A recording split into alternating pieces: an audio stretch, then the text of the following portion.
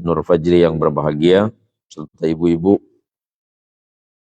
Apa kabarnya pagi ini semuanya? Alhamdulillah, mudah-mudahan jadi orang kaya semuanya, tapi jadi orang kaya yang baik hati. Daripada miskin, udah miskin sombong lagi gitu ya. Pengantar dari Kiai Mukhtarul itu kan luar biasa tadi itu. Ada orang kaya tapi baik. Ada orang kaya itu, kadangkala kita ini melihat orang lain itu kan hanya dari sisi luarnya saja. Kalau datang ke rumah orang kaya itu kan kita ngeri-ngeri sedap itu Pak. Ngerinya gimana nanti pas mau masuk pintu, takut pintunya begini begitu, nanti saya dimarahin orang. Ini jangan-jangan orangnya sombong gitu kan. Padahal boleh jadi kesombongan itu bukan datang dari orang yang kaya, tetapi boleh jadi kesombongan itu datang dari orang miskin. Yang oleh Nabi disebutkan wa'ailun mustakbir. Apa itu wa'ailun mustakbir? Orang miskin yang sombong. Jadi sahabat ketika mendengar bahasa Nabi ada orang miskin yang sombong itu kok agak gimana-gimana gitu. Kan rata-rata yang miskin yang kaya, biasanya yang sombong itu kan yang kaya ya Nabi. Ternyata kok apakah memang ada orang miskin yang sombong itu? Nabi menyebutkan orang miskin yang sombong itu udah hidupnya susah, cari rezeki repot, tapi malah nggak ibadah sama Allah. Sibuk mengejar apa yang disebut dengan dunia. Jika tadi Kiai Mukhtarul itu menyebutkan hubud dunia itu satu penyakit Pak. Penyakit hati. Cinta kepada dunia wa karahiyatul maut. Wa karahiyatul maut. Dia cinta dunia tapi benci dengan kematian. Dimaksud dengan benci kematian, benci akhirat dia. Senang dunia tapi benci akhirat. Maka hadis yang ke-11, Al-Hadithul Hadi Asyarah, hadis yang ke-11 dari kitab Usfuriyah ini menceritakan tentang sepupu Rasulullah Muhammad sallallahu alaihi wasallam dan merupakan menantu Nabi. Menantu Nabi dari kalangan sahabat itu kan dua.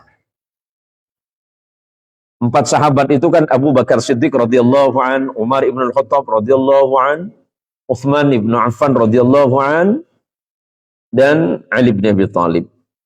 2 ini mertua Rasulullah, yang 2-nya menantu. Yang pertama Abu Bakar Siddiq radhiyallahu an, Abu Bakar itu mertua Rasulullah karena Rasulullah menikah dengan Aisyah. Yang kedua Umar ibn al-Khattab itu juga mertua Rasulullah karena menikahi Hafsah. Rasulullah menikahi Hafsah. Yang ketiga Uthman bin Affan itu menantu karena menikah dengan Ruqayyah. Uthman menikah dengan putri Rasulullah bernama Ruqayyah. Ruqayyah wafat, kemudian menikah lagi dengan Ummi Kalthum, putri Rasulullah juga. Maka secara hukum fikih, apa yang terjadi pada sahabat Uthman itu bisa dilakukan. Seandainya menikah dengan kakaknya meninggal. Kemudian menikah dengan adiknya itu boleh. Boleh. Yang haram itu kakak adik disatuin. Itu. Ada itu Pak, ada itu. Secara hukum fikih haram. Kakak adik disatuin. Kecuali kakaknya sudah meninggal, kemudian menikahi adiknya. Itu boleh secara hukum fikih. Karena itu terjadi pada sahabat Utsman bin Affan, maka beliau dijuluki sebagai Dzunnurainil wal Hijratain. 2 cahaya yang berpindah-pindah. Menantu yang kedua adalah sahabat Ali bin Abi Thalib. Karena sahabat Ali menikahi putri Nabi sallallahu alaihi wasallam yang bernama Fatimah. Nah, kedua menantu Nabi ini berbeda jauh. Utsman itu kayanya luar biasa. Sementara Ali itu miskinnya luar biasa. Itulah. Utsman itu kekayaannya nomor 2 setelah sahabat Abdurrahman bin Auf. Jadi kemudian mungkin pernah mendengar tentang ceritanya apa ya? Kalau tempat air itu apa namanya, Pak? Kolam ya, sumur ya, sumur. Ada sumur Utsman bin Affan yang sampai hari ini kekayaan yang nggak pernah putus itu ya kekayaannya Utsman bin Affan. Karena Utsman bin Affan radhiyallahu anhu itu pernah membeli sumur dari orang Yahudi yang ceritanya panjang. Yang sampai hari ini sumur itu masih ada dan masih dipakai. Hasil dari sumur itu kemudian masuk ke rekeningnya Utsman bin Affan. Sampai hari ini rekening tertua itu rekeningnya Utsman bin Affan. Itu. Jadi dari sekilas sejarah yang disampaikan ini, kalau yang satu menantu Nabi Utsman bin Affan itu paling kaya, tapi kayanya itu kekayaan yang tidak pernah menjadikan Utsman itu sombong. Padahal orang kaya nomor 2 gitu, Pak. Jadi kaya tapi tidak sombong. Kenapa tidak sombong? Utsman bin Affan radhiyallahu an itu kalau berpakaian itu paling necis, Pak. Jadi umat Islam itu boleh berpakaian paling mahal itu boleh. Nggak ada larangan. Misalnya Mas Tri besok misalnya mau beli baju yang harga 500 juta nggak apa-apa. Ya kalau gitu ya. Ya kalau mau. Tapi kalau nggak mau ya nggak apa-apa gitu. Boleh. Tetapi jangan nanti pas setiap ketemu orang ngasih tahu. Sampean tahu nggak? Ini baju saya 500 juta loh itu. Ini capnya masih ada ini. Ini harganya belum saya buang ini. Kan gitu kira-kira Mas Lazim ya. Jangan besok Mas Lazim beli sarung yang harganya 10 juta. Wah itunya nggak dibuang-buang gitu. Dibawa sama kotak-kotaknya malah itu. Nah sahabat Utsman bin Affan radhiyallahu anhu itu kelihatan kalau itu Utsman bukan dari wajahnya, Pak. Sebab sahabat Utsman itu kalau jalan nunduk. Nunduk terus karena tipenya pemalu. Kemudian kendaraan yang dipakai Utsman radhiyallahu anhu itu kendaraan paling mahal. Karena zaman dulu kendaraan paling mahal itu kan kuda. Dan kuda yang dipakai oleh Utsman itu kuda termahal dari Persia. Hari ini Iran, Parsi. Mungkin kalau mobil itu hari ini mobil sport gitu. Kemana-mana pakai mobil itu. Tapi orang nggak tahu. Orang taunya oh itu Utsman. Kenapa? Itu dari kudanya itu. Tapi orangnya selalu menunduk. Kenapa? Utsman itu walaupun kaya, orangnya dermawan dan rendah hati. Nggak pernah membanggakan kekayaan. Nah yang kedua, sahabat Ali. Sahabat Ali ini memang dari muda miskin, Pak. Dari muda itu miskin. Karena ayahnya Ali yang bernama Abu Thalib itu juga miskin. Maka kehidupan Ali itu kan sangat sederhana. Sampai waktu mau menikahi Fatimah pun, sahabat Ali ini nggak punya uang. Saking miskinnya. Sampai kemudian Rasulullah SAW menanyakan kepada Ali, wahai Ali, ini kira-kira gitu Mas Ahmad ya. Tiba-tiba didatengin calon mertua gitu. Kamu senang sama anak saya ya gitu. Iya Pak. Punya modal? Enggak punya. Ya udah saya modalin gitu. Wah, mertua kayak gitu suka, Pak. Itu kayak Umi, Bapak pernah ngasih utangan sama saya enggak?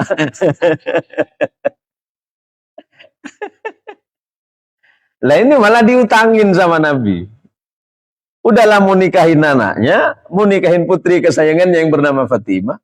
Fatimah itu dapat gelar Az-Zahra, ada yang disebutnya Al-Batul. Az-Zahra itu karena Sayyidah Fatimah waktu melahirkan putranya Hasan dan Husain itu, darah nifasnya itu cuma 1 tetes. Cuma 1 tetes. Rahasianya dari Allah adalah agar Fatimah tidak pernah meninggalkan sholat. Tidak pernah meninggalkan sholat. Dan ini kejadian sama dengan ibunda Nabi Sayyidah Aminah bintu Wahbin. ketika melahirkan Rasulullah Shallallahu Alaihi Wasallam, darah nifasnya cuma 1 tetes. Kemuliaan dari Fatimah Az-Zahra radhiyallahu anha. Nah, hadis ini menceritakan pasangan suami istri Sayyidina Ali bin Abi Thalib dan Sayyidah Fatimah Az-Zahra bintu Rasulillah. Kehidupan keduanya sangat miskin. Tetapi tidak pernah mengeluh. Bahkan tidak pernah mengandalkan ayahnya. Berbeda dengan kita. Oh, kita punya ayah kepala desa aja udah petang-tang petenteng. Punya ayah RT gitu. Kamu tahu nggak? Ayahku itu pejabat tinggi gitu kan. Siapa? RT. misalnya. Yang pertama Al-Hadi Asyarah an Ja'far bin Muhammad an abihi an jaddihi qala akhbarani Ali qala ja'a Aliun ila baitihi min 'indi Nabi sallallahu alaihi wasallam hatta dakhala Ali Fatimah bint Rasulillah sallallahu alaihi wasallam fara'aha qa'idah wa Salman al-Farisi baina yadayha. Jadi suatu masa Ali bin Abi Thalib ini pulang ke rumah. Pulang ke rumah karena Ali ini lapar. Sesampainya di rumah Sayyidina Ali bertemu dengan atau Ali ini pulang dari Rasulullah Shallallahu Alaihi Wasallam. Nah, ketika sampai ke rumah bertemu dengan istrinya Fatimah, putri tercinta Rasulullah Shallallahu Alaihi Wasallam. Fara'aha qa'idatun. Dan kemudian sahabat Ali melihat Sayyidah Fatimah dalam keadaan duduk. Duduk di mana? Dan tak jauh dari sisi Fatimah itu ada sahabat Salman Al-Farisi. Siapa Salman Al-Farisi? Kenapa disebut Al-Farisi? Karena berasal dari Faris. Bukan Paris Perancis, Pak. Persia. Di mana Persia? Iran. Sahabat Salman ini orang Iran. Yang kemudian bahkan beribu kilometer datang ke kota Madinah. Datang ke Makkah.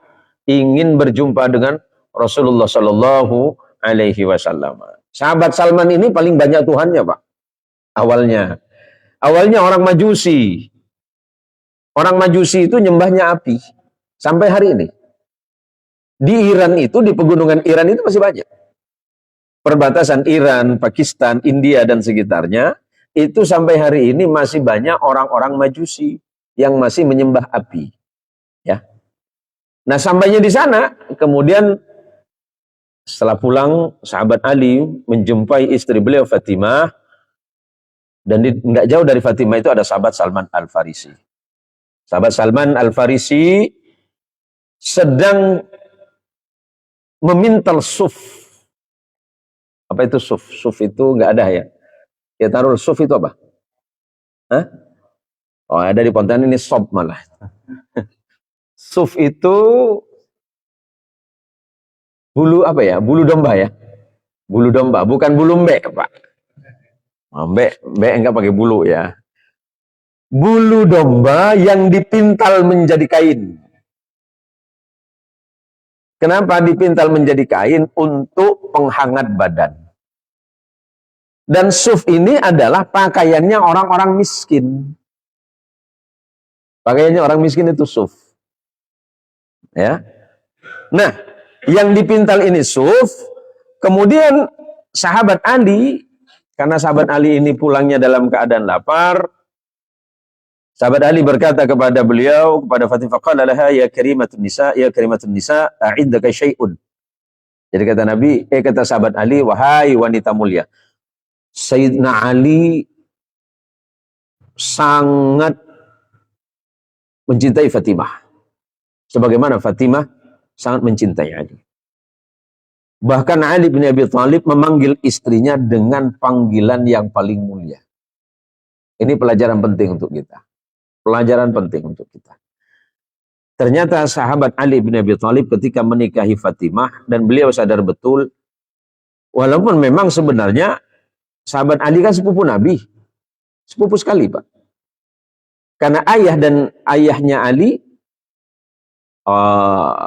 Abu Talib, akhis Syaqiq, saudara kandung dari ayah Nabi yang bernama Abdullah.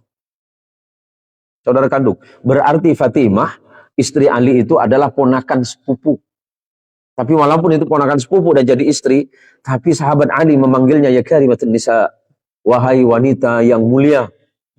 Nah, ini kan pelajaran untuk kita.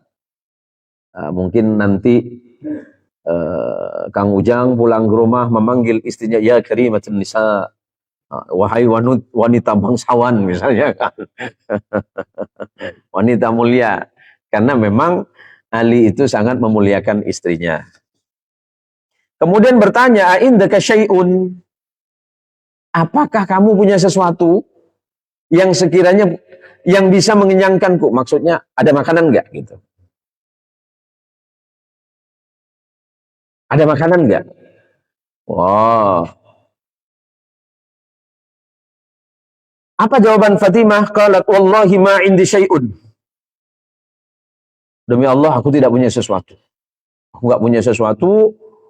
Walakin hadhihi sittatu darahim atani biha Salman. Aku cuma punya uang 6 dirham. 6 dirham. 6 dirham. 1 dirham itu berapa ya? Ya taruh 1 dirham berapa? 1 dirham itu cuma 4.000, Pak. 4.000 kali 6 berapa itu? Ini Pak Muklis mana? Biasa pintar ngitung duit ya. Itu Mas Dar, kalau 6.000 kali 4 berapa? Hah? Tumben pagi ini saya nggak bisa ngitung duit ya. 24.000. Nah, 24.000 itu untuk apa? Maksudnya itu cukup apa gitu? Ini aja cuma 4.000. 24.000 kira-kira seperti itu. Dan aku itu punya wa uridu an ashtari biha ta'aman lil Hasan wal Husain radhiyallahu anhuma. Saya ini punya uang 6 dirham ini hadisnya panjang sekali tadi kata Ki Muhtarul itu. Hadisnya panjang sekali. Saya punya 6.000. 6 dirham. Niat saya itu mau belikan makanan buat Hasan dan Husain karena beliau punya anak 2 namanya Hasan Husain. Ada orang bilang kembar, bukan kembar, Pak. Saya jelasin ya, Hasan Husain itu bukan kembar. Orang sering bilang, oh Hasan apa bahwa cucu Rasulullah itu kembar ya? Enggak kembar. Jaraknya 10 tahun.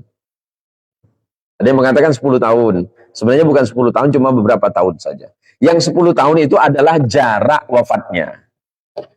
Sayyidina Hasan 10 tahun, baru kemudian setelah 10 tahun berikutnya wafat Sayyidina Husain. Bukan umurnya yang selisih 10 tahun, enggak. Hanya beberapa tahun saja. Nah kemudian apa kata sahabat Ali?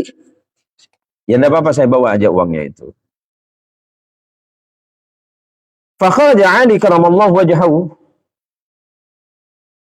Kemudian sahabat Ali keluar dengan dengan uang yang 6 dirham itu, tujuannya apa?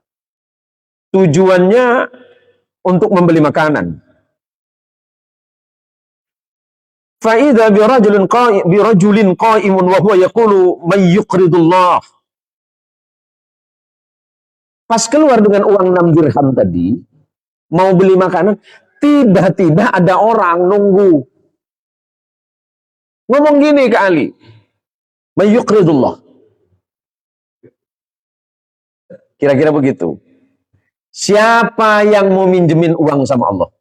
Wih, keren ini bahasanya kan?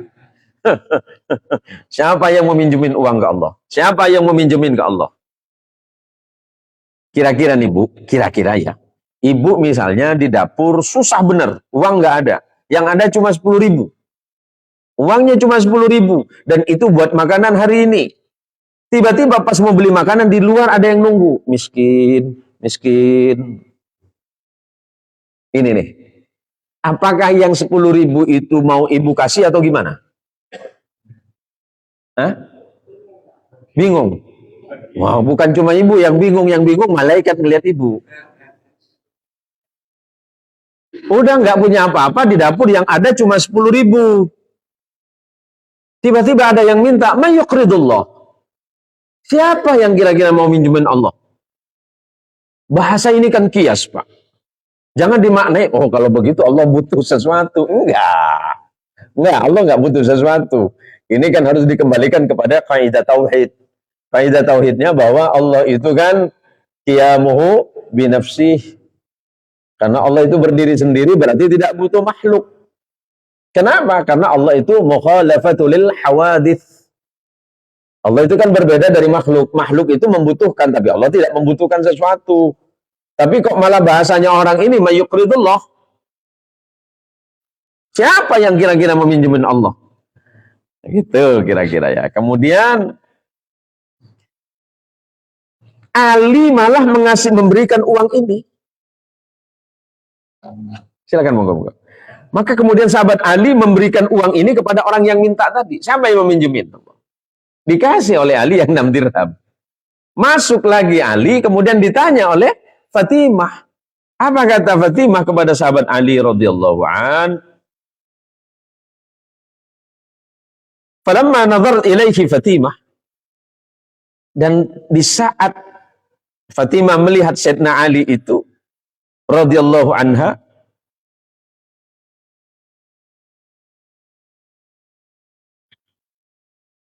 dia tidak melihat Ali itu memegang sesuatu. Sampai tadi kan keluar katanya dengan 6 dirham itu membeli makanan. Makanannya mana? Jawaban Ali, tadi saya pinjemin dulu sama Allah gitu kan. Nah kalau kira-kira ibu ngomong gitu dengan suami, apa jawaban suami? Atau sebaliknya, suami pulang ke rumah ditanya sama istri, uangnya mana yang tadi? Udah beli apa? Enggak, saya belikan apa-apa. Kemana? Saya pinjemin ke Allah. Loh, maksudnya apa? Tadi ada orang minta rokok, saya kasih misalnya. Tadi ada orang minta makanan, saya kasih. Kira-kira ibu marah enggak? Marah? Marah enggak, Bu? Ya positif lah. Oh positif. Marah Ustaz katanya. Udah duit tinggal segitu masih dikasih uang lagi katanya kan. Jadi reaksi ibu paling orang yang dikasih itu yang dikejar. Balikkan duit aku tuh. Ini saya singkat-singkat saja ya. Karena nanti jam 8 saya berangkat ke Kayong Utara Ibu. Pagi ini dengan rombongan. Ada acara 2 hari di sana. Kemudian setelah kejadian itu, apakah Fatimah marah kepada Ali? Suaminya enggak. Malah yang terjadi apa? Fatimah itu bakat itu menangis. Fatimah itu menangis ketika melihat suaminya pulang ke rumah dengan tidak membawa makanan karena tadi bawa uang 6 dirham. Malah nggak bawa makanan, nangis. Dan nangisnya Fatimah bukan sedih. Nangisnya Fatimah itu bukan sedih. Oh sedih karena nggak bawa makanan, enggak. Maka kemudian faqala laha ya karimatun nisa ma yabkika. Wahai wanita mulia ma yabkika, apa yang membuatmu menangis? Maka Fatimah menjawab faqalat ya ibna ammi Rasulillah sallallahu alaihi wasallam ma li araka faragal yadain ma li araka. Wahai anak dari paman Rasulullah, maksudnya wahai sepupu Rasulullah, aku tidak melihatmu membawa sesuatu di tanganmu. Qala laha ya karimatan nisa aqartuha Allah. Wahai Fatimah, wahai wanita mulia, aku sudah meminjamkan kepada Allah. Apakah kata Fatimah, sungguh beruntung dirimu. Udah uangnya habis, kasih 6 dirham dikasihkan ke orang, Fatimah tidak memarahinya, tapi mengatakan sungguh beruntung dirimu. Kenapa disebut beruntung? Ya Fatimah yang paham itu. Karena apa? Karena sudah meminjamkannya kepada Allah. Kemudian wa kharaja Ali, dan kemudian Ali keluar dari rumahnya, yuridun Nabi sallallahu alaihi wasallam fa idza bi a'rabiyyin ma'ahu naqatun. Nah, ketika keluar dari rumah, tiba-tiba ada orang Arab. Jadi kalau dalam Quran kata Arab itu mengacu kepada arti orang Arab Badui. Beda Arabiyun dengan Arab. Apa itu Arab? Orang yang ada di balik gunung. Dalam bahasa Al-Quran dibedakan. Arabiyun dengan a'rabin. Arabiyun itu berbeda. Kalau a'rab itu artinya orang yang berasal dari gunung, belakang bukit. Di mana orang Arab hari ini berada di sekitar Provinsi Najd dan sekitarnya. Orang Arab itu kaku, Pak. Maka orang-orang Najd yang hari ini ajarannya masuk ke Indonesia, bla bla bla bla, haram, bid'ah, kafir, syirik, itu orang Najd. Orang Najd itu memang kaku. Kaku orang. Nah, enggak kayak orang Indonesia. Orang Indonesia kan santai gitu kan. Orang Indonesia itu kan santai, apa-apa santai gitu. Apa sih yang nggak bisa diselesaikan? Bisa. Caranya apa? Ngopi dulu. Nah, ini agak aneh juga pagi ini kok nggak ada kopi gitu loh, Pak.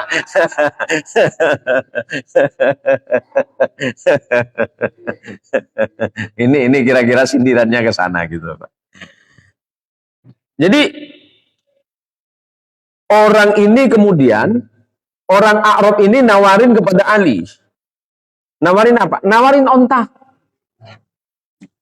Nawarin onta. Dia berkata, ya Abul Hasan, wahai Ali, apakah engkau mau membeli untaku ini? Saya singkat saja, dan waktunya agak siang. Wahai Ali, apakah engkau mau membeli untaku ini? Kata Ali, aku nggak punya uang, Pak. Aku nggak punya uang. Udah diutangin saja. Diutangin saja. Enggak, Pak, saya nggak punya uang, saya nggak mau beli unta. Udah, saya tahu Anda butuh. Nih, saya utangin. Nah, ini baca. Saya jual sama Anda. Apa kata Ali? Ma ma'i syai'un. Saya nggak punya sesuatu. Dia berkata, ana ubayyi'ka bit-ta'khiri. Saya jual onta ini, bayarnya nanti di belakang. Nah, gitu. Maksudnya, saya jual unta ini dengan diutangin. Ya, kalau di Pontianak ini kan banyak. Beli motor, bayar nanti. Oh, itu kredit, Pak.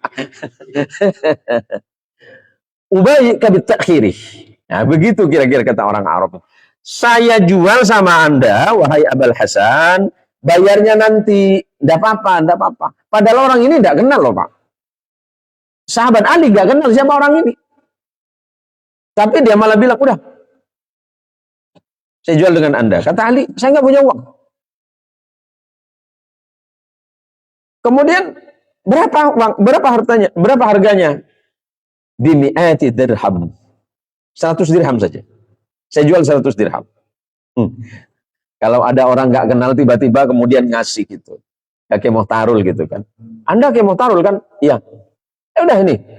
Ini saya punya rumah ini, istana ini. Saya jual dengan Anda. Saya nggak punya uang, Pak. Udah gampang. Itu cincai gitu kan.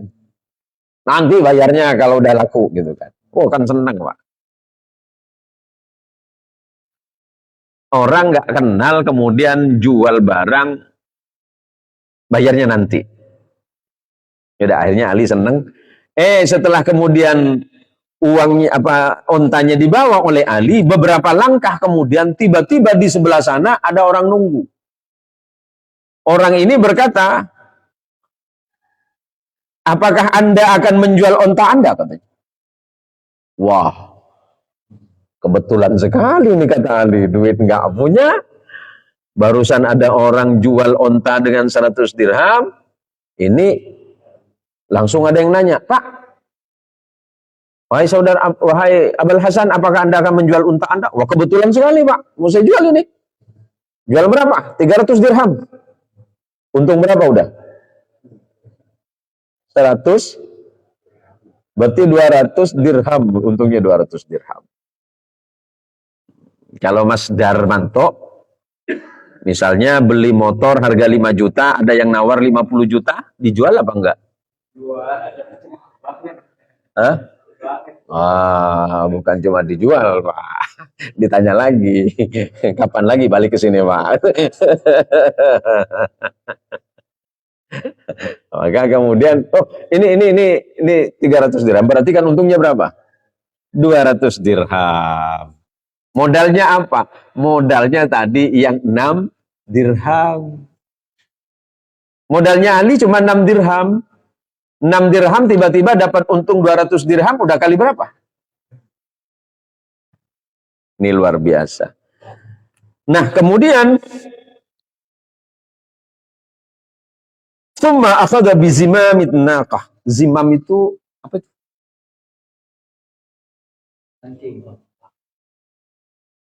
Apa itu ya? Tali kekang ya. Zimam itu tali kekang. Kemudian tali kekangnya diambil, kemudian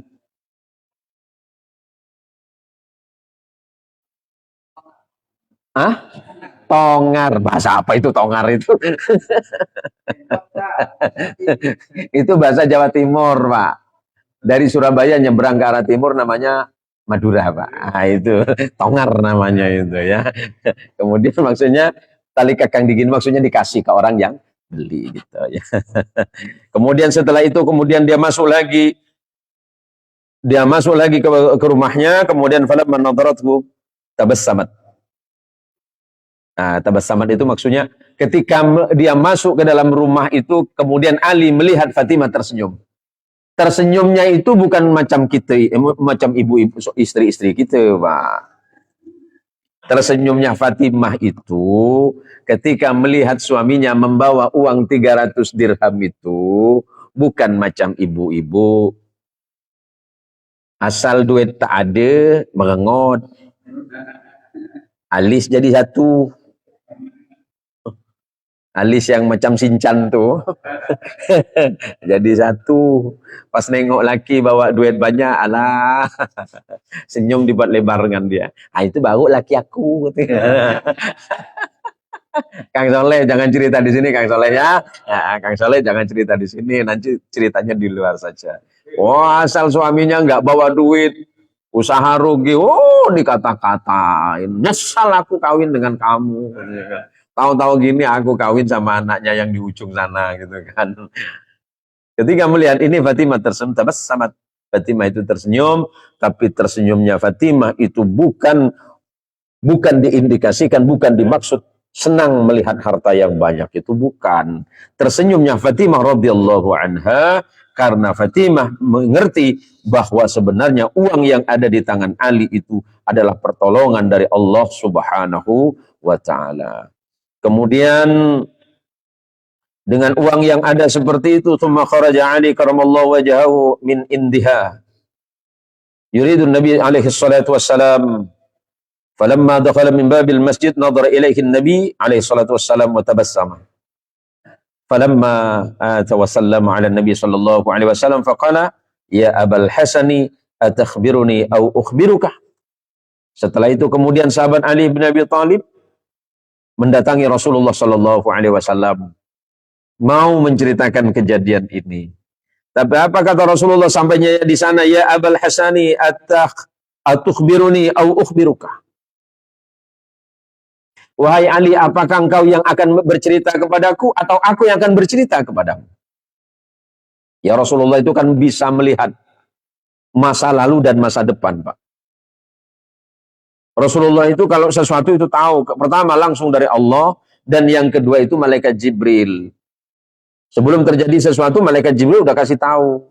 Ya Rasulullah gini. Apalagi ini kejadiannya Ali. Maka kata Rasulullah, apakah engkau yang akan menceritakan kepadaku? Au ukhbiruka. Atau aku akan bercerita kepadamu. Maka kata Ali, ya Rasulullah, pasti Anda lebih tahu dengan apa yang terjadi. Kemudian kata Rasulullah, ya Abul Hasan, hal ta'riful Arabi alladhi ba'aka naqata wal Arabi alladhi ishtara minka naqah. Ya Ali, kamu tahu enggak? Tadi ada orang Baduy yang menjual onta kepadamu. Yang dijual dengan harga 100 dirham dibayar di belakang. Dan tahukah kamu siapa orang Arab Baduy yang kedua yang membeli ontamu itu? Ya Rasulullah, Allah wa rasuluhu alam. Allah dan Rasulnya lebih tahu. Faqala Nabi alaihi salatu wassalam, tubalak, beruntunglah engkau Ali. Bah itu Apa itu? Sesuatu yang sangat menggembirakan. Kalau bahasa kita surprise. Gitu kan. Apa bahasa kampung kita, Pak? Bahasa Jawa apa kalau surprise, Pak? Hah? Memang bahasa Jawa ada surprise gitu, Pak. Yang ada juga surprise nanti ya, Pak. Bah. Jadi istilah dalam Arab bah. Surprise gitu tuh. Kira-kira gitu ya. Keuntungan yang sangat luar biasa kan begitu. Hah? Bejo. Ah, bejo. Nah, itu. Bejo ya. Ya Aliyu a'taita qardan lillahi sittata darahima fa'atakallahu ta'ala thalathami'ati dirhamin bada kulli dirhamin khamsina dirhaman fal awwalu Jibril wal akhir Israfil alaihi wassalam wa fi riwayatin ukhra al awwalu kana Jibril wal akhir Mikail. Jadi kata Rasulullah sallallahu alaihi wasallam, beruntunglah, keberuntungan yang besar bagimu wahai Ali.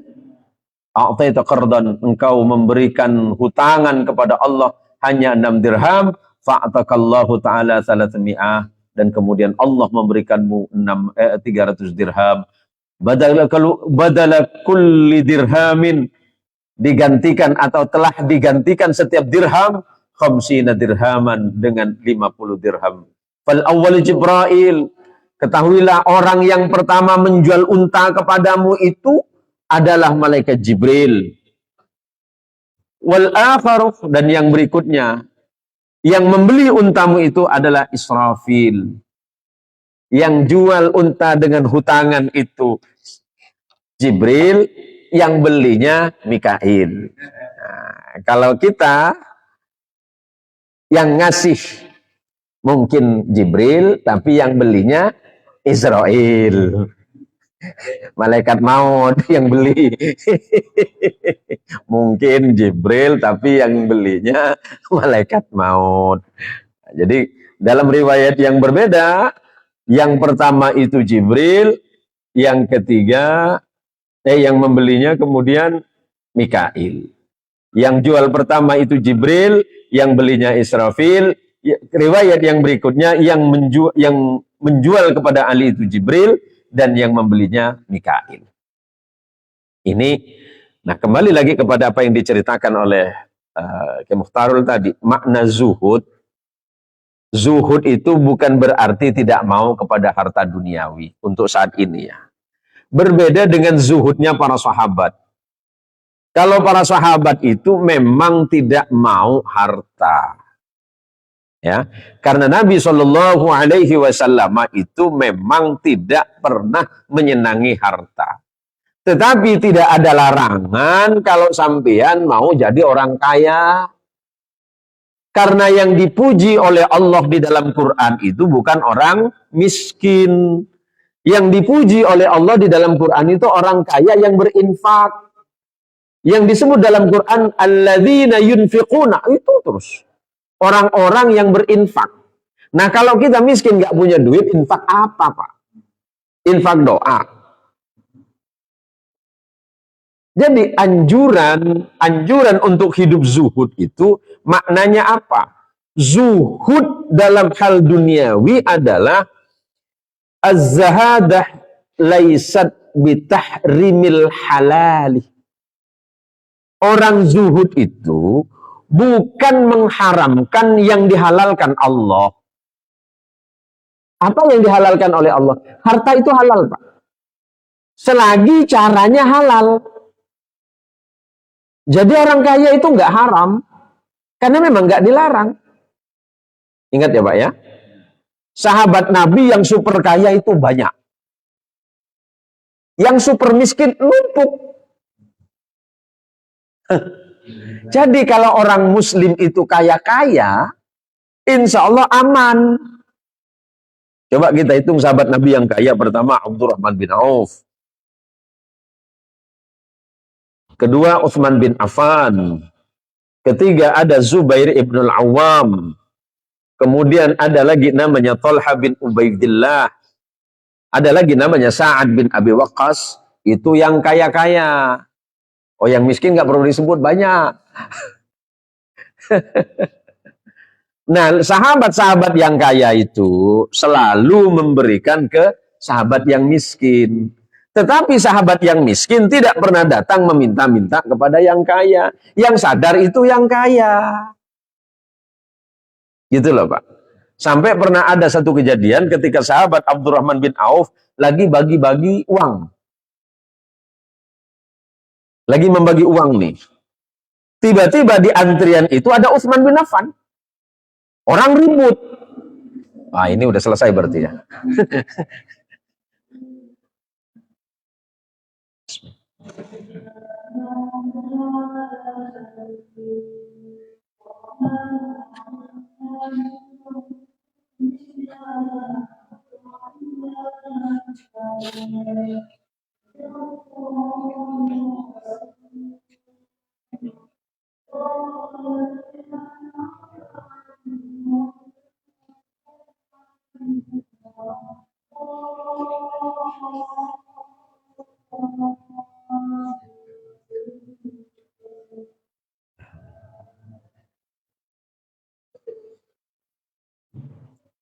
Allahumma sholli ala Muhammad.